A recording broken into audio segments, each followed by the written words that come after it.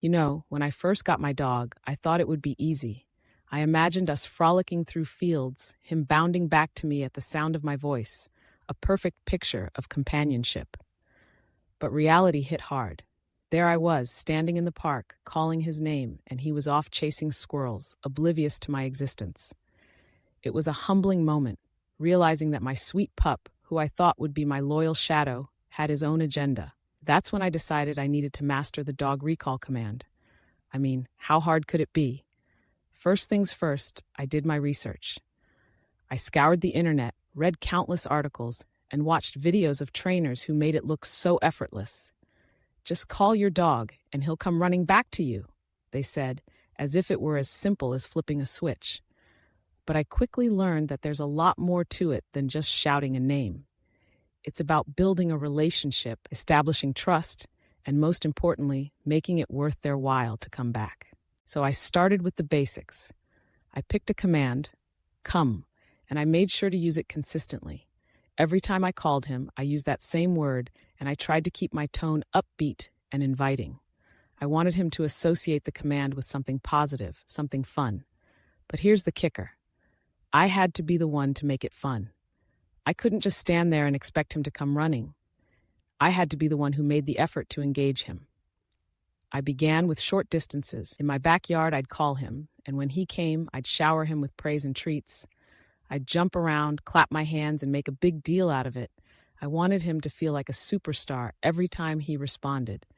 And you know, it worked. He started to come back to me more often, tail wagging, eyes bright. But then as soon as I thought I had it down, I made the mistake of taking him to the dog park. Oh, the dog park. It's a whole different world. There are smells, other dogs, and distractions galore. I called his name, and he looked at me for a split second before darting off to join a pack of dogs playing tag. My heart sank. I realized that all my training at home meant nothing in the face of 100 different scents and the thrill of running wild. It was back to the drawing board. I learned that I needed to practice in more distracting environments. So I took him to the park during quieter times, gradually introducing him to more distractions.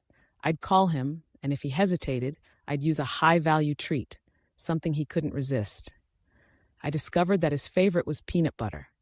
I'd bring a small jar with me, and the moment he came back, I'd reward him with a dollop. It was like magic. His eyes lit up, and he started to associate coming back with delicious rewards. But it wasn't just about treats. I realized I needed to be more engaging. I started incorporating games into our training. I'd hide and call him, turning it into a fun little game of hide and seek. The thrill of finding me became a reward in itself. I'd cheer and celebrate every time he found me, and slowly but surely he began to understand that coming back was not just about obedience. It was about having fun together. Then came the challenge of consistency. I had to ensure that everyone in my household used the same command and the same approach. It was a team effort. I enlisted my family to help, and we turned it into a family project. We'd take turns calling him, rewarding him, and celebrating his successes. It was a bonding experience for all of us, and it reinforced the idea that coming back to us was a positive experience. As time went on, I noticed a shift. My dog started to respond more quickly. He'd glance back at me while playing, checking in to see if I was still there. It was a small victory, but it felt monumental. I was beginning to see the fruits of my labor. I felt a sense of pride every time he returned to me, and I could see the joy in his eyes when he realized he was going to get a treat or a game of tug-of-war as a reward. But I also learned that there would be setbacks. There were days when he would get distracted, days when he'd ignore me completely. I had to remind myself that training is a journey, not a destination. It's about patience and persistence. I had to keep my expectations realistic. Some days would be better than others, and that was okay. One day, we went to the beach.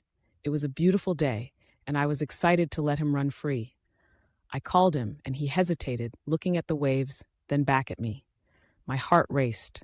I called again, and this time he bolted toward me, sand flying everywhere.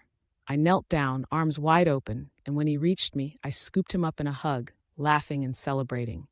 It was a moment of pure joy, a testament to all the hard work we had put in. Now, I can confidently say that mastering the dog recall command has transformed our relationship. It's not just about obedience, it's about connection. It's about trust and understanding. I've learned that the key to instant obedience lies not in force or frustration, but in love, patience, and a little creativity. My dog is not just a pet, he's my partner. And every time he comes back to me, it's a reminder of the bond we've built together. So if you're struggling with recall, remember, it's a journey worth taking. Embrace the process, celebrate the small victories, and most importantly, enjoy every moment with your furry friend.